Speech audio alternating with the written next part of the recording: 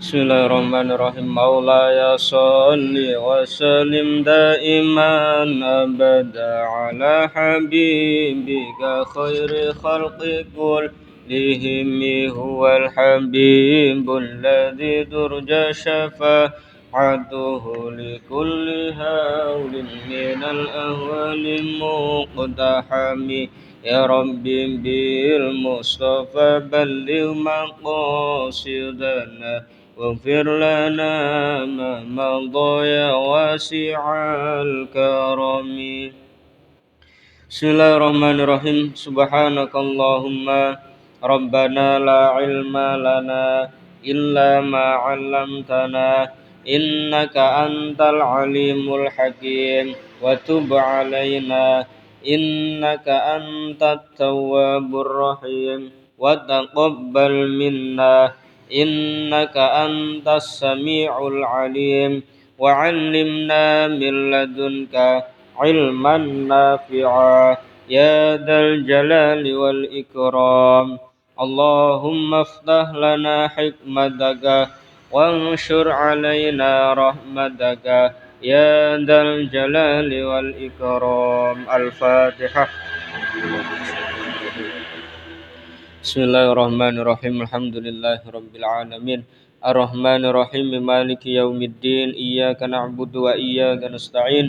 Ihdinas siratal mustaqim. Siratal ladzina an'amta 'alaihim ghairil maghdubi 'alaihim waladdallin. Rabbighfirli wa liwalidayya wa lil mu'minina amin. Bismillahirrahmanirrahim. Qala al-mu'allifu rahimahullahu ta'ala wa nafa'ana bihi wa bi'ulumihi wa amaddana bimadadihi wa a'ada 'alaina min barakatihi fid dharaini amin ya rabbal alamin. Bismillahirrahmanirrahim. Al-hadisu ay hadza utawi iki iku al-hadisu hadis at-tasi'u kang kaping 9, hadis yang ke-9. An Abi Hurairah diceritake saking Abi Hurairah rupane Abdurrahman bin Sakhrin. Abdurrahman bin Sakhrin. Jadi nama asli Abi Hurairah adalah Abdurrahman bin Sakhrin. Ini termasuk ashabus sufah, santri-santrine Kanjeng Nabi sing manggon ning empere masjide Kanjeng Nabi. Santri ini Kanjeng Nabi biyen salah sijine Abi Hurairah. Ini juga banyak meriwayatkan hadis. Radhiya muga-muga ridho sapa Allah Gusti Allah taala halim luhur sapa Allah anhu saking Abi Hurairah. Kala ngendika sapa Abi Hurairah, sami'tu krungu sapa ingsun Rasulullah ing utusane Allah sallallahu alaihi wa alihi wasallam. Yaqulu hale ngendika sapa Rasul. Rasul dawuh ma nahaitukum anhu fajtanibu. Ma ing dawuh ma nahaitukum ma utawi perkara. Nahaitu kang nyegah sapa ingsun kum ing sira kabeh. Anhu saking ma. Fajtanibu mongko ngedohana sapa sira kabeh hu ing ma. Lek awakmu tak larang iku doi aja sampai dilakoni.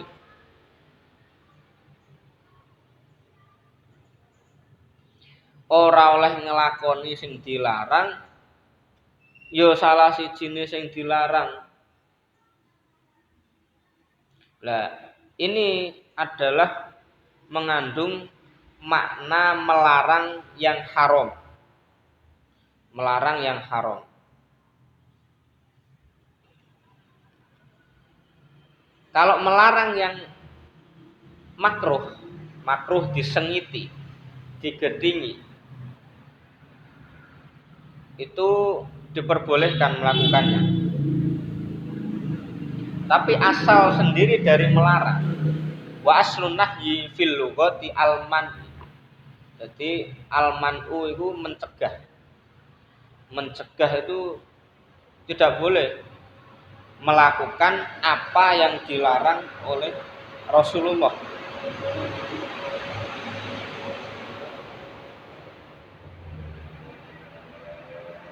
meskipun makruh tidak disengiti. Makruh seperti makruh ketika bersiwakan pada puasa setelah zuhur, itu hukumnya makruh. Hukumnya makruh. Makruh sendiri jika dilakukan tidak mendapatkan apa-apa, jika ditinggalkan malah mendapat pahala, itu makruh. Kalau haram, mutlak haram, dilakukan mendapatkan dosa. Jika ditinggalkan, meninggalkan keharaman oleh pahala, dapat pahala. Nek makruh meninggalkan dapat pahala, melakukan tidak apa-apa, itu makruh. Jadi makruh itu, saya ulangi tapi salah, makruh itu ketika dilakukan tidak mendapat apa-apa, ketika ditinggalkan mendapat pahala. Kalau haram, jika dilakukan mendapatkan dosa, jika ditinggalkan mendapatkan pahala. Jadi kalau dilarang Rasul apa, Allah apa, jangan dilakukan. Dilarang zina, jangan dilakukan.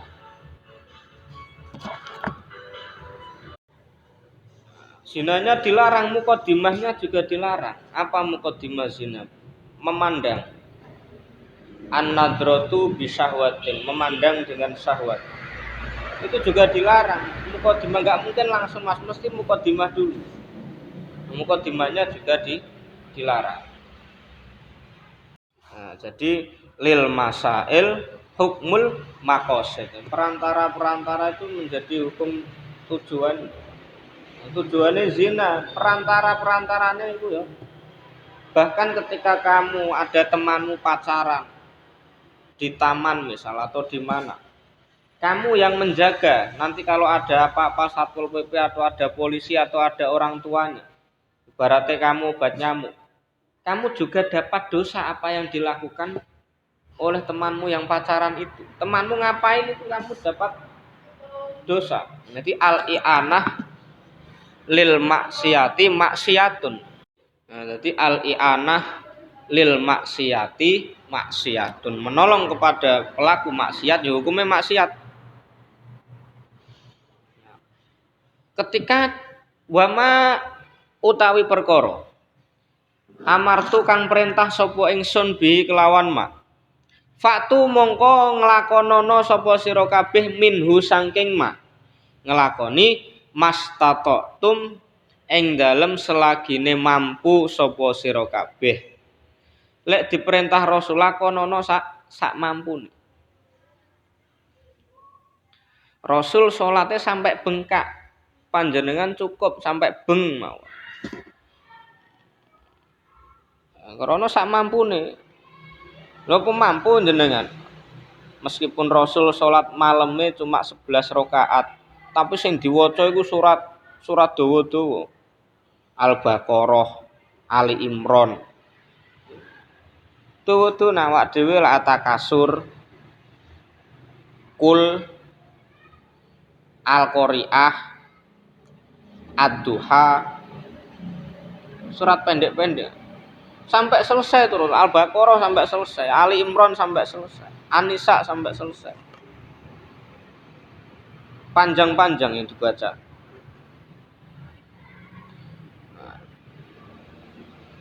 Nah, misal ketika panjenengan wudu menggunakan air, ternyata air itu tidak cukup, lagi dibuat untuk membasuh wajah pertama, kedua, ketiga sudah habis, belum tangan. Nah gimana? Ya selanjutnya wajib dengan tayamum. Atau mempunyai air untuk persiapan wudhu, ternyata diminta tengah-tengah ada orang yang lebih membutuhkan, bahkan ada hewan yang membutuhkan. Panjenengan kasihkan hewan itu, kemudian panjenengan tayamum. Dulu di gurun pasir. Kalau di Indonesia kan tetumbuhan banyak. Di Arab sana banyak gurun pasir. Jadi persiapan itu bawa bekal air. Bawa bekal air. Fa inna ma ahlaka, angin pestine ngerusak sapa ingsun. Ngene. Fa inna ma ahlaka, angin pestine ngerusakake aladina ing wong akeh ming qablikum saking sadurunge sira kabeh. Apa sing ngrusakno? Apa kasratu masa ilihim, akeh takone alladzina waqtilafuhum lan oleh nulayani alladzina ala anbiyaihim ing atase pira-pira nabine alladzina. Di wong biyen iku rusak krana kakehan takok. Dikongkon ini zamane Nabi Musa. Kon beleh sapi takok. Warnane opo? Tukak takok. Kowe Bani Israil tukak takok seneng. Malah ngerusak, malah rusak. Dan berbedanya dengan para nabi-nabinya. Jadi perlu diketahui bahwasanya soal itu ada beberapa macam. Yang pertama soal wong bodoh dari perkara-perkara yang diwajibkan atau yang fardu dalam agama itu, seperti wudu, sholat, poso, hukum-hukum muamalah. Itu soal wajib dijawab. Jadi wong bodoh ora ngerti wudu carane piye dijawab, diterangne. Lah nek dhewe trimo karo kebodohane, aku bodoh ndah, sementing aku urip, dosa gede malah. Krana Kanjeng Nabi dawuh thalabul ilmi fardhatun ala kulli muslimin. Jadi mencari ilmu itu diwajibkan atau merupakan kewajiban bagi setiap muslim, baik laki-laki maupun perempuan. Jadi, keutamaan mencari ilmu itu masya Allah.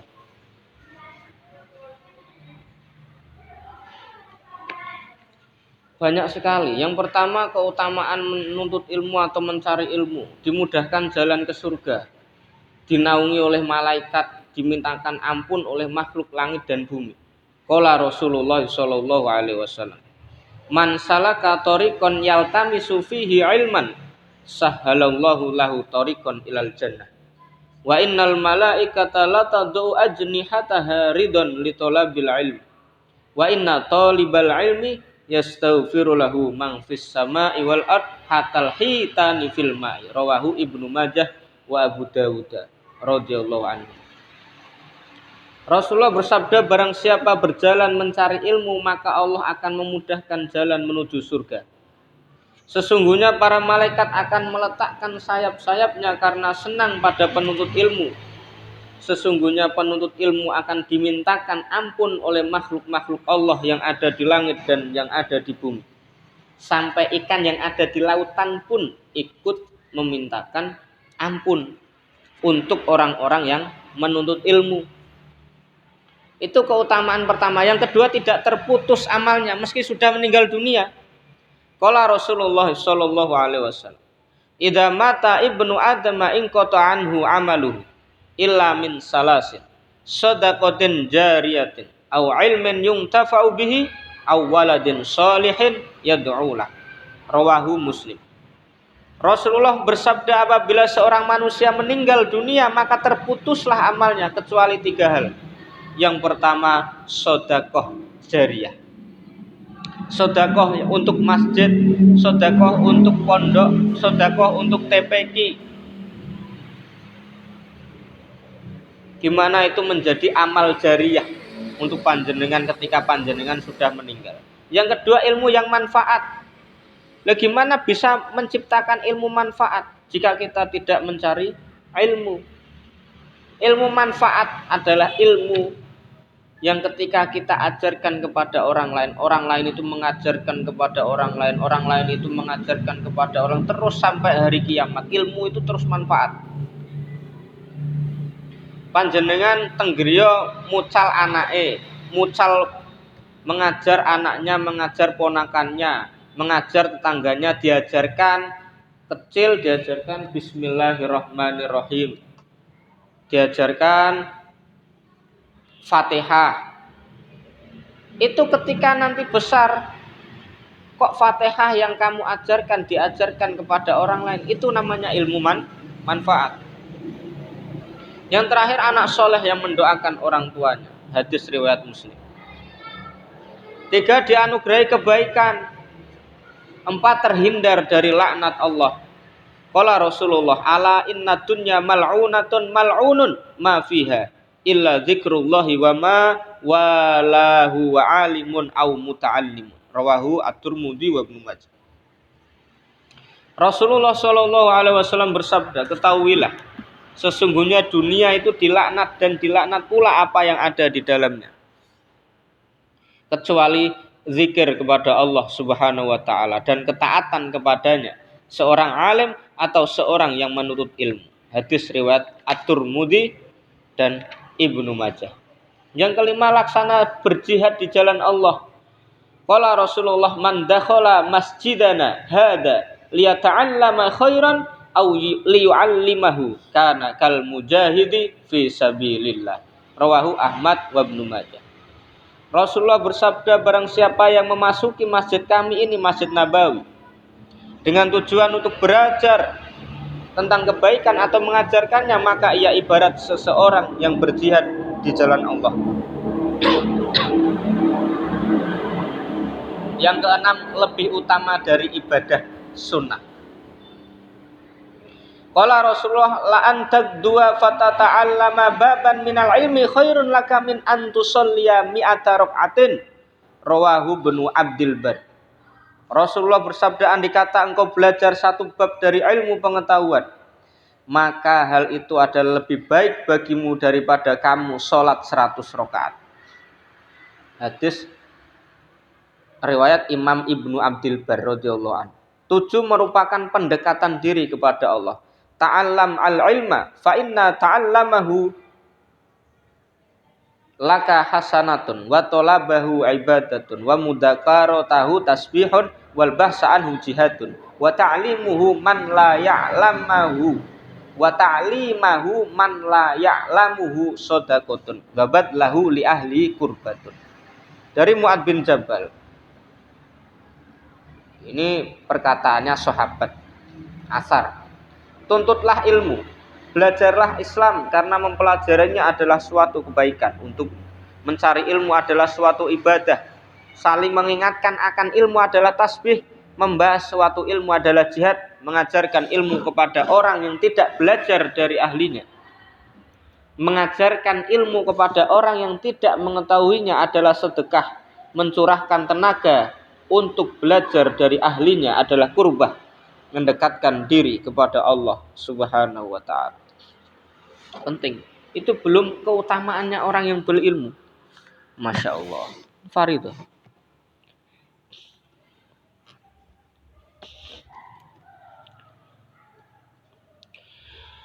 Jadi kalau tidak tahu di Al-Quran, fas'alu ahla dzikri in kuntum la ta'lamun. Ahla dzikri.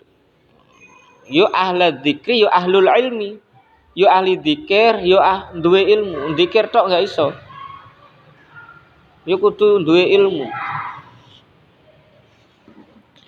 Yo kudu duwe ilmu. Itu wajib. Sing kedua, ini hukumnya fardu kifayah. Hukumnya fardu kifayah tentang tafakuh fiddin, memperdalam ilmu agama. Jadi harus ada salah satu atau salah dua itu yang alim ilmu agama, memperdalam ilmu agama. Falaula nafarun min kulli firqat minhum ta'ifatun liyatafaqahu fiddin.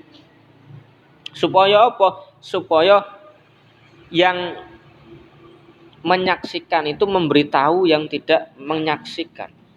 Yang mengetahui ilmu itu memberitahu yang tidak mengetahui ilmu. Nah, ini hukumnya fardu kifayah. Sing nomor telu,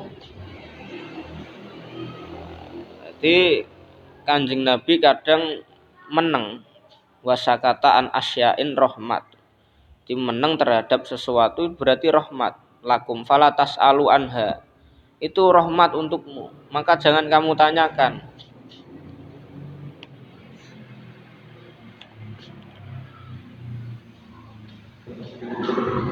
Kanjeng Nabi ketika sholat Ramadan setelah Isya itu beliau sholat kadang di masjid. Nanti sahabat lihat, beliau ganti di rumah melihat Nabi.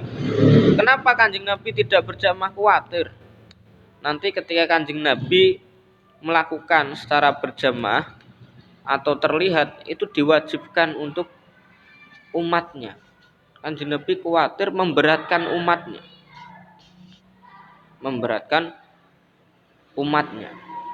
Kanjeng Nabi sing dipikir umatnya. Awak dhewe sebagai umatnya lahir Kanjeng Nabi ora gelem mikir. Ora gelem sedekah ning lahir Kanjeng Nabi. Ora gelem memperingati hari kelahiran Kanjeng Nabi lho piye. Ngono aku seneng Kanjeng Nabi. Seneng iku ya kenal karo Kanjeng Nabi, anake pira, garwane pira, menantune pira. Kenal. Arek saiki ditakuki anake Kanjeng Nabi sing nomor 1 ora. Sayyid Qasim ora ngerti. Ngertine iku anake Raffi Ahmad. Anake artis-artis. Anake artis-artis ngerti. Anake Kanjeng Nabi putra-putri Rasulullah 7 jumlahnya orang ngerti. 3 laki-laki yang 4 wanita orang ngerti. Mungkin anake artis-artis ngerti. Jenenge iki laire ngerti kabeh. Wallahu a'lam bissawab. Bismillahirrahmanirrahim. Rabbi fanfa'na bi barakatihim wa hdinal husna bi hurmatihim wa amitna fi tariqatihim wa mu'afatihim minal fitani. Rabbi fanfa'na bi barakatihim wa hdinal husna bi hurmatihim wa amitna fi tariqatihim wa mu'afatihim minal fitani. Rabbi fanfa'na bi barakatihim wahdinal husna bi hurmatihim wa amitna fi tariqatihim wa mu'afatihim